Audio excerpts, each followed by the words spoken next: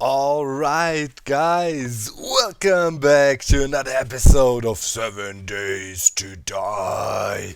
And I'm so hype. I'm so hype.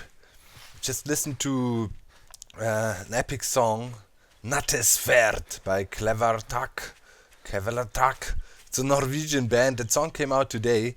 And Brand, Jamiro fan, he linked me this song, and I was listening to it all day. Now I got a tinnitus because I listened to it so loud.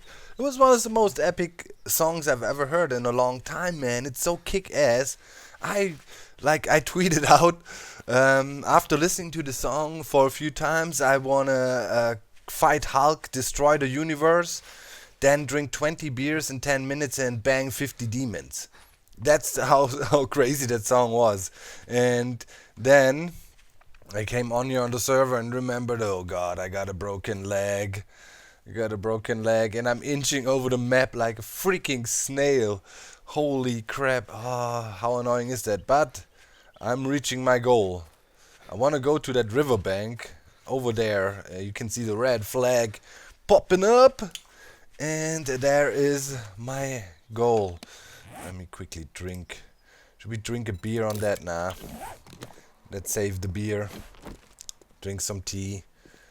Oh my god, maybe I'll use the beer later to rush back. The pain. The slow sneaking pain, and I'm running out of stamina. Oh my god, okay. Gotta hunker down here. And wait for a bit. So, did some research, and you guys also mentioned that in the comments. Lately, the developers of 7 Days to Die removed the fall damage zombies take because they were against the fall traps. But I'm not happy about that. But there might be a chance, as we now, as it seems, via Good are getting a direct contact to the 7 Days to Die guys. Yeah, he's actually meeting it with them this week. So don't you worry, don't you fret. I'm gonna talk to them. Convince them that we need this. We need more automation in the game, and then this is gonna be the greatest game next to Minecraft ever made. Okay, I reached the riverbank, and there is what I was looking for. Sand! Sand, yes. Is that sand? I don't know where. Yeah, this is the way to go. Saving up on rocks. I'm gonna dig away all this sand here. I need the sand. It's crushed sand, right? Ooh, yeah. That's the way to do it. Screw that, using stones to make crushed sand. So, last episode, I was asking you kindly to suggest some topics we should talk about, and I found one interesting topic. There are several, so we got a few, but keep on suggesting topics. And the one I found, and I briefly want to talk about this episode, is a very interesting one that affects us all, and all over the world pretty much. And that is, the question was, how did society, or in political society, change in Germany after the refugee situation? With Syria and stuff. And that is really interesting because, we can talk about a lot of things related to that, and why it is such an important topic. We will work out the next few minutes when we briefly talk about that. While I shovel some sand here. Oh yeah, it's rolling in, that's nice. So, first of all, how did the whole refugee situation start and, happen? Why is there even a refugee situation in Syria? Well, let's keep it relatively simple. So, under George W. Bush, the United States, now we need to go a bit further back. So, the West has an idea, and the idea is democracy and freedom, right? Freedom of speech, all these great things that come from democracy. And, well, it works pretty well for us. Here over in Europe, we developed that over the decades and whatnot. And then also it came to play in the United States. Later a bit when the real United States were founded and so on. And we have our idea of freedom and what a good society is. It goes back to the Greeks, They had the first kind of democracy going on and democratic systems in their societies way back, 2000 years back. And yeah, it consists of people being able to participate in the decisions made for a nation, right? So back with the Greeks, they had public assemblies, and then, they discussed everything in their small settlements and towns and nations, smaller nations. It was not Greece all the way, it was different towns, powerful cities which were influencing the area around them.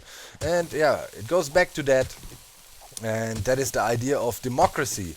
So now the West has a tendency to say, hey, we need to bring this form of freedom, democracy, equal rights for women and male, all over the world, because this is the best system.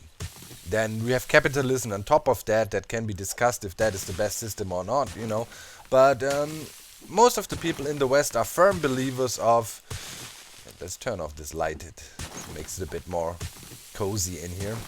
So most of the West is firm believers of it. And one thing that the United States prides themselves is, spreading freedom all around the world. So during, and they do it with different means. Like the European Union, including Germany or so, more or less has a different approach. It is because of the war-filled history here in Europe. We'd rather believe in talking, and economics, and showing the people how great it works here and leading by example. The United States sometimes has a more aggressive approach to that. For example, during the 9/11 times, George Bush said, okay, Iraq, led by Saddam Hussein, is threatening the US, maybe harboring terrorists and so on. But that is the basic idea is to spread freedom, right? So went there, and Saddam was killed, and the whole region started to crumble. Destabilization of the Middle East happened. It continued in other countries, Syria, Libya, and so on. And not only the United States took part, also the NATO, some NATO troops, and some troops from UK, France, Europe. And the general idea, of course, is pretty good. Bring freedom to people and give them a better living, because often there were some sorts of dictatorships going on there, like Saddam was still in Syria with this tree could have been deadly. Assad and so on, Gaddafi in Libya, and a lot of people who had a different opinion than the government suffered. So in general the idea is good, I'm not condemning it, but the approach was most likely not so great, because I believe in the idea of, if people want freedom, it needs to come from the people themselves.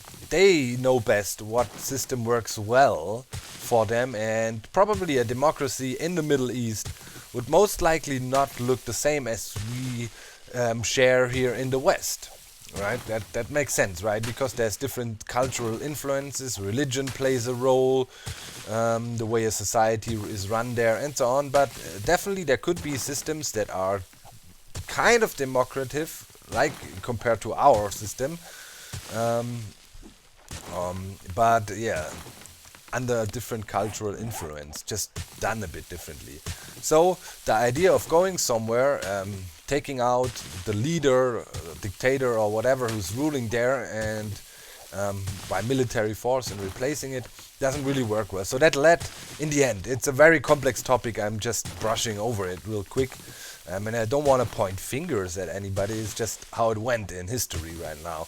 And that led to a destabilization of the Middle East.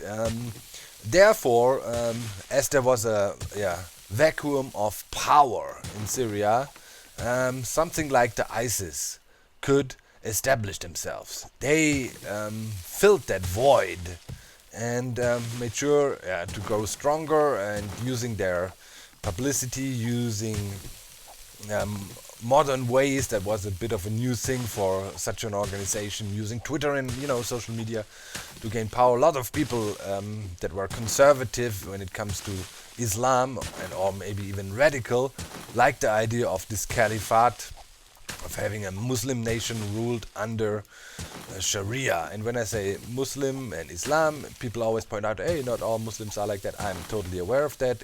As I said, we're just brushing over it and simplifying things a little bit. So that led to a destabilization of the Middle East, and that caused in the long run the refugee crisis, because ISIS and other rebel forces that maybe are not really moderate came to power, and the people there were in danger. You have to clearly see that there is horrible war crimes and atrocities going on in Syria, and if you sit there and every day freaking marketplace gets blown up, your family gets detained, killed, slaughtered, your friends get killed, slaughtered, you want to get the hell out of there.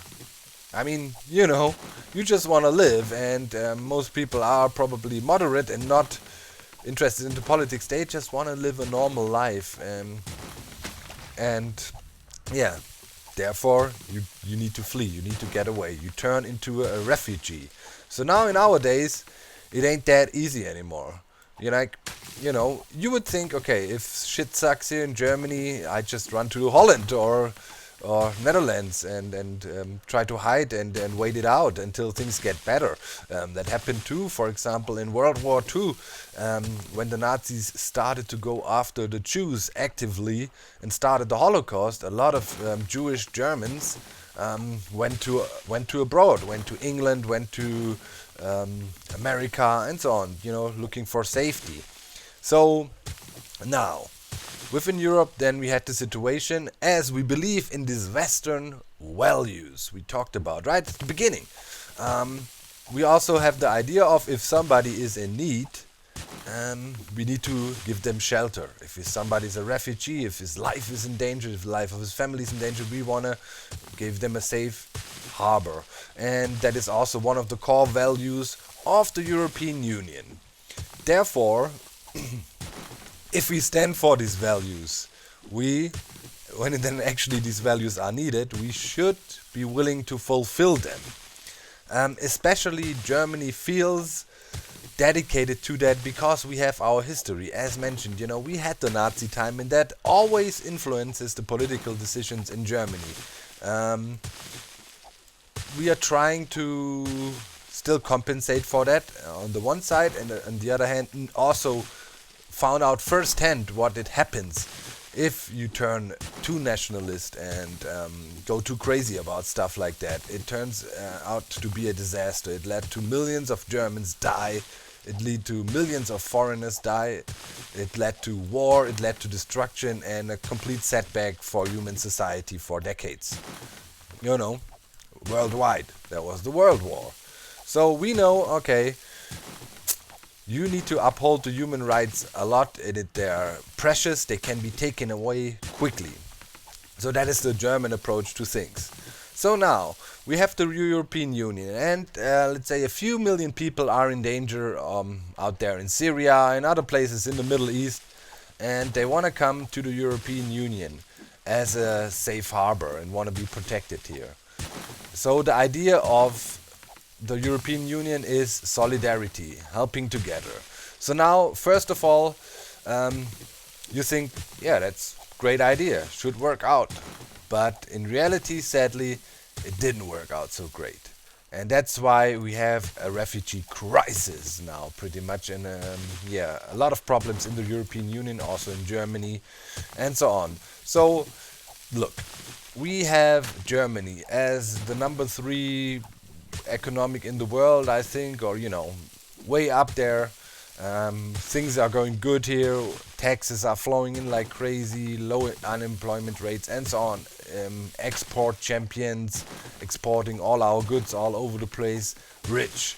That leads to the situation that the Germans get very, very cheap credits, for example, from the World Bank. So it's easy for Germany to get more money if needed, and invest, and sooner or later, you know, we're gonna make this money back because it's smart investments. So when the European Union got introduced, because the World Banks and other investors know, hey, everybody in the European Union is backed up by Germany and other countries that have a high credibility when it comes to getting money, the poorer countries, and that is mainly the countries in East Germany who suffered from the socialism and Russian kind of dictatorship and protectionism, were able to get really, really cheap money and could start to easily develop their economies. Also, obviously, a lot of money was paid from Germany to the countries like Hungary, Poland, and others. So also Greece, and that led to the financial crisis in Greece. They could get cheap money now, but as the system was corrupt and didn't work out well, the money was wasted and not invested smartly, and that led to the state of Greece pretty much being bankrupt. But, a lot of good things came from the European Union for many of these countries. They got access to the world markets, they got access to a lot of easy money, they got access to a lot of investment from Germany. So a lot of help was given. And you could say, hey, that is an awesome thing, right? They should be thankful and should be, thinking in a, solidarity, Should think, hey, okay, we got a lot from the European Union, so we also need to give back. But sadly, that didn't happen. When the refugee crisis happened in Eastern Europe, a huge front formed and said, nope, we ain't gonna take anybody in. Screw you, why would we? They don't fit with our culture, we cannot integrate them, it's not gonna happen.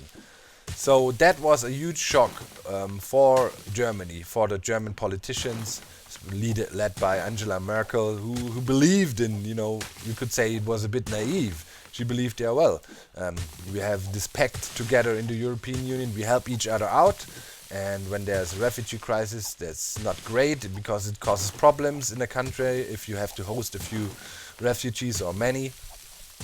But hey, we work together here, we show our solidarity with each other, they should pick help. But didn't happen. So now she was in a dilemma. Said, okay, but still we want to uphold. Oh, the shovel is broken. We got a lot of sand. Let's go back. So Merkel now was having an issue, obviously. She said, okay, we need to hold up our European ideals. We need to lead by example. We need to show the world that we are willing to help bring the people in. But a lot of Eastern European countries refused to take refugees in. Then she was in a dilemma and made a political mistake and said, okay, then everybody come to Germany, hoping she could sort it out, with the other partners and get them to comply and make sure they also want to help. But in the end, it didn't happen, and that led to a problem. Let's say we have 2-3 million refugees coming, maybe it's 5 in total. If you spread them out over the 20 plus countries with a fair quota, obviously a richer country like Germany would be able to take care of more people. A country with not so much economical power would probably take less. But spread them out all over Europe. It would be quite easy to integrate them people until the war is over and give them a pretty decent stay in our European Union. And then later they could go back if they when peace is established in the Middle East. So sadly that didn't work out. That would have been the perfect plan because now 2-3 million refugees came to Germany, and if you think about, we have a population of 85 million. That's quite a lot for a single country. Not only to Germany, of course, other Western European countries also pitched in, like Sweden or others. There's many that helped. So obviously now, if you say 3 million people are coming to one country within a short amount of time, not a few months, that causes fear of the foreigner, fear of something unknown. That is a very typical reaction for human beings. Doesn't even have to do anything with racism or so. It's more or less that you feel that might cause some problems. Those people don't know how we live here. Those people don't know. Pretty much the same arguments the Eastern European countries brought up. Said, hey, we are a Catholic conservative society here. Let's say Poland also in general. And it's impossible. And with such large numbers, some of the concerns of these people might be valid, but in general, yeah, there's always in each country there is conservatives in a sense of right-wing conservatives, nationalists, right? And of course now, what do nationalists often do? And yeah, that's not only nationalists do that. In politics, that's a common tactics: fear, creating fear, or using the existing fear of people already to fulfill your political ideas and goals. So obviously in Germany that caused a reaction too. Mostly people from the lower classes, lower middle class maybe, might fear a lot of unskilled workers flooding a country and eventually taking jobs, right? Because they directly compete with them. The educated folk are not so concerned, obviously, because they'd probably work in high paid jobs, where a refugee freshly from Syria with a relatively low level of education probably wouldn't threaten them much, right? So the intellectuals don't fear it that much, but the wide masses of the people have a fear. So now that led to some very conservative, and you could call them right-wing parties, gain a lot of momentum, also right-wing movements here in Germany and other European countries. In Germany we have the AfD, that's Alternative for Germany, and you could call them far right. Most definitely you could call them a far right party. And they actually, in the latest elections that were held, it was like for the states, they were really successful, really successful. They raked in a lot of votes and became members of the local parliaments and so on, and are influencing politics quite heavily right now here in Germany. A lot of people were shocked about that. We're like, damn, man, Nazis are coming back. Not saying the AfD is Nazis, but they're definitely, Nazis is a special thing, but they are nationalist right-wing party. Way more than conservative, they're really right-wing. So now, if you see, and that is really disappointing, if other nations in East Germany, Eastern European partners in the European Union would have been sticking to their word and not saying, well, we like the economical advantages we get from the European Union and all the other nice things that come from it, but something tricky like that, trying to help out refugees and taking care of them, nah, not interested. That led to a lot of problems in those countries that were actually trying to help out. And now you run into the self-fulfilling prophecies. Now you have situations like, for example, in Cologne at New Year's Eve that went through the news. There was a lot of guys, and most of them actually were not from Syria, they were from Morocco and other states, caused a lot of problems there, sexually harassing females that were trying to party there, and so on. It went through the news. So now the East European partners say, see, we told you so. You let the refugees in, and there you have your problems. Well, that is obviously not really fair, because let's say if you take 3 million people from all around the world, and a bunch of them are from Syria, but a bunch of them are from other countries, the chances are quite high that among 3 million there will be also some bad apples, criminals, or people with malicious intent, just evil guys. You know what I mean? So saying now after the fact, hey, we told you so, is absolutely not fair. Clearly not fair, right? So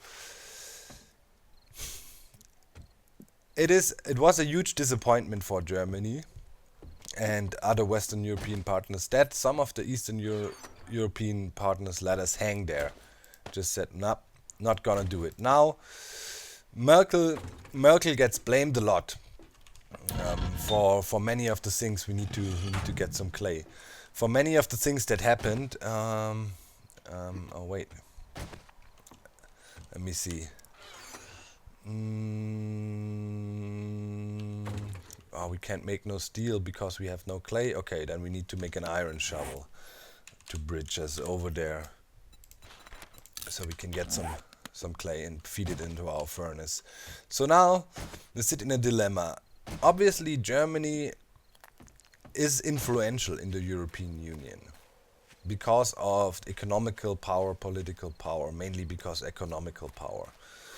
Um, that is always a bit of a concern for other European partners, and often, if you want to be really malicious, people say, yeah, look, it's the Fourth Reich now. As a reference to the Nazi times, the Germans tried to conquer Europe by a war. That didn't work out, neither do it economically. It's also a bit unfair to say, because Germany was fine before the European Union took place, and we're fine during the European Union. It's not like that, we couldn't handle ourselves and have a prosperous, rich country before. Of course, we're exporting a bunch of stuff to our European neighbors, but we already did before because we had good shit people wanted to buy.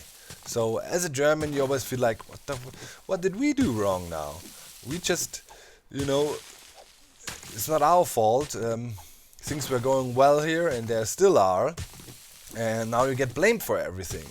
So, the mistake Merkel made was when she said, hey, then all refugees come here, because that opened the floodgates for also a lot of bad apples coming here, and the German government agencies were not able to handle this huge impact of people. A lot of people flooded into the country that were not had a decent background check. Many claimed they are from Syria, although they were from Morocco or somewhere else. And that opened the doors to extremist views, saying, see, we told you so, now we have all these bad people in here. If you would have worked together, that would have not been the case. Greece, a lot of people flood into Greece, and they're sitting there being almost bankrupt, and the whole Europe now blames them and says, hey, why don't you take care of the refugees in a proper way? Well, they have problems running their own country at the moment. Then you flood in millions of people on their islands, and they should take care of it, because that is how the Dublin laws are set up. People need to file asylum in the country where they arrive within the European borders. So now everybody blames Greece, and it's not their fault. I mean, they're fucked up at the moment, trying to get their act together again, and how should they handle all of that problems? So ultimately now, that led to Angela Merkel being under pressure, because she saw, hey, there's some nationalist tendencies coming up here in Germany. That is a bad mojo within society, protests everywhere, skinheads marching on the streets, protesting and stuff like that. And that is a shocking thing in Germany, because, as I mentioned before, of our history, we don't want no nationalism anymore. We are proud of our country, but we don't want this, white power movement, if you want to simplify things. That is, we learned that probably doesn't lead to good things. So we are aware of that. We don't want that. So now, ultimately, that led to a deal with the devil. As you know, now the European Union is negotiating with Turkey about, paying Turkey a lot of money and taking care of the refugee crisis for the European Union. Turkey already has a lot of refugees there, also 2-3 million, because, well, it's a neighboring country, and most people will probably flee to the closest vicinity, which then is Turkey as well, and other countries that are bordering to Syria. So not saying that the Turkish guys are not willing to help or so. They tried and did their share, but now the European Union had to approach Erdogan and directly negotiate with him. And there's a common agreement that Erdogan is pretty much a despotic ruler. He doesn't allow freedom of press in many cases, sues people all over the place that offend him. and so on. And yeah, it's not going great for human rights right now in Turkey. So not a lot of people are happy that we have to. Yeah, and Erdogan really plays this card also well. He goes like, yeah, okay, we want this and this and this, a side of money, easier ways to travel for Turkish people to the European Union, and so on. And we want that, and yeah, if you don't, do what we say, we gonna send the refugees. Erdogan said that a few times. He's threatened if the European Union is not complying with all his demands, he'll send the refugees. No, so now the poor people that are fucked in their own country, in Syria and running for their lives, are used as a means of political pressure.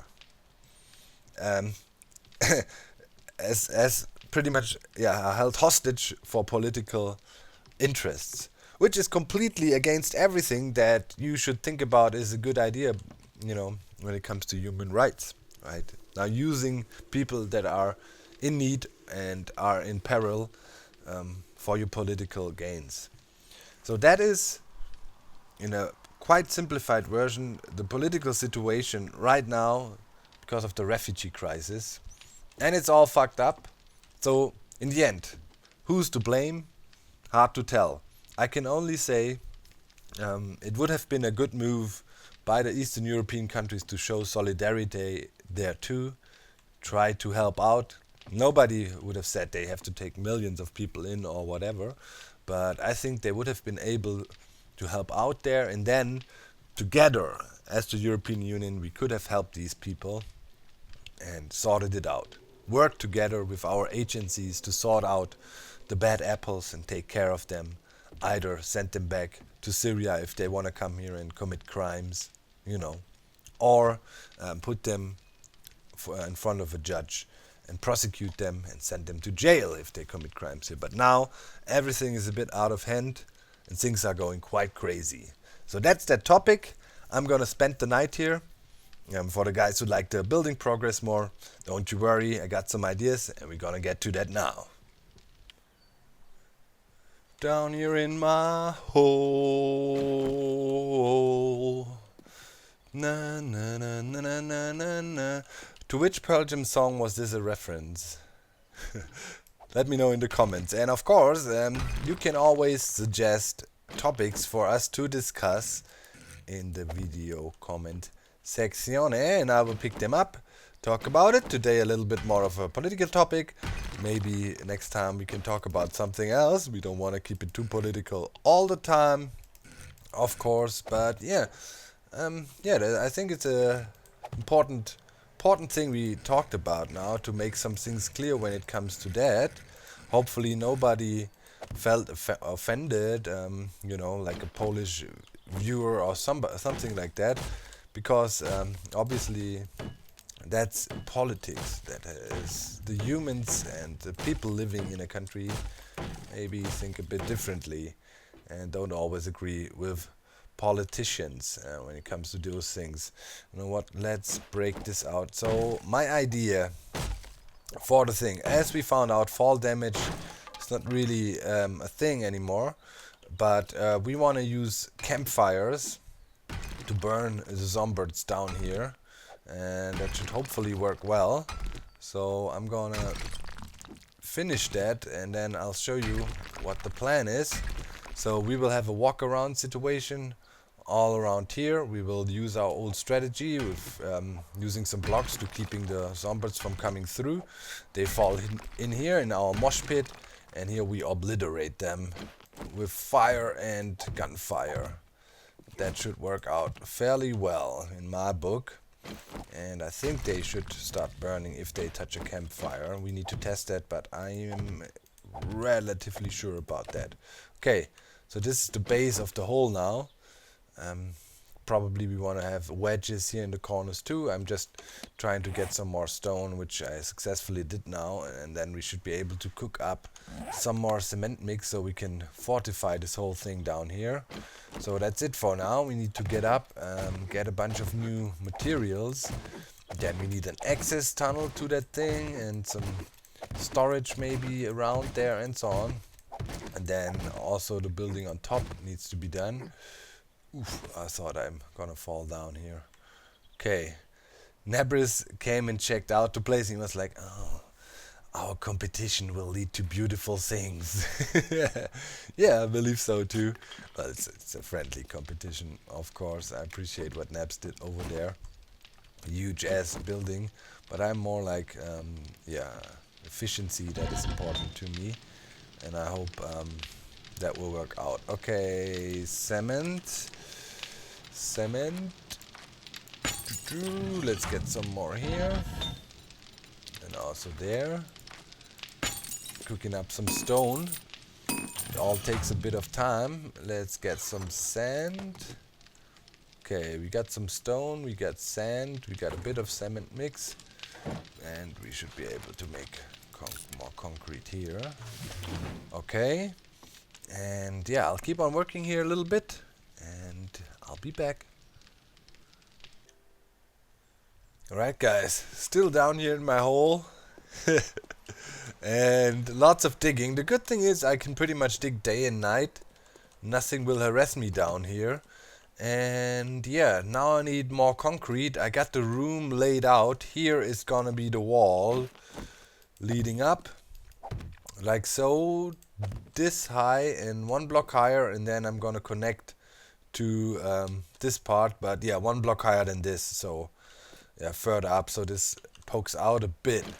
And yeah, let's quickly rush up, see if we can get some more concrete. I had some cooking up. It's gonna take a lot of concrete, but that's the nature of the beast. When you build a bunker, you need concrete. Concrete galore. I'm pretty sure this thing should be stable. Running gag. It should stick to the you know, rock and stuff we have. While digging down, so it should not collapse on us. I hope. Hey, I can check the spots back here. Yeah. Scrap. Getting the stone. Okay, let's see. Oh yeah, I was just getting more cement. Good. And more here. Okay. Oh, that needs wood. Turn on. Okay. That is going fine. Can already order some more cement here. Yeah, good stuff. Concrete mix. 500. That's more like it, but it is gonna take a while to craft. And yeah. I think until next time I'm gonna prepare tons and tons more concrete that we can keep on going faster. Might even set up another forge. Not sure. Let's see if that thing works. It was 17 just now. Sometimes you know, those things only work if you look at them, but if you log out and back in, then it recovers and it actually does what it's supposed to do. And I also applied some upgrades. Miner 69er here. That I'm at level 4 here by now. I need to get to level 75 with mining tools. Then I can apply another level. That is really good. Block damage and stamina degradation is reduced.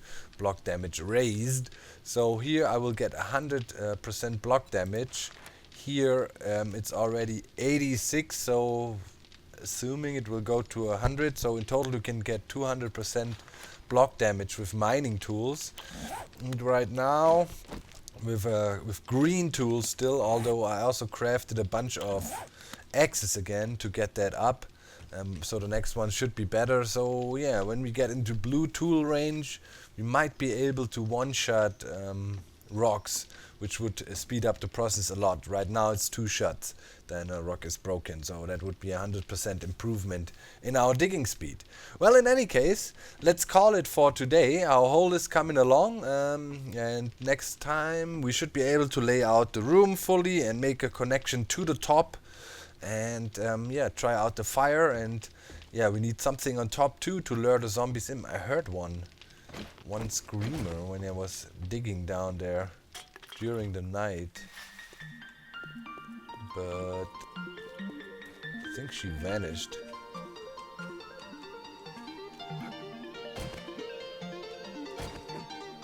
If that collapses now, I'm gonna cry.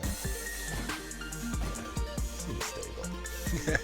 Okay, I hope you enjoyed the episode. Keep suggesting topics we can talk about. Much appreciated. See you soon and love you all. Thanks a lot. Bye guys.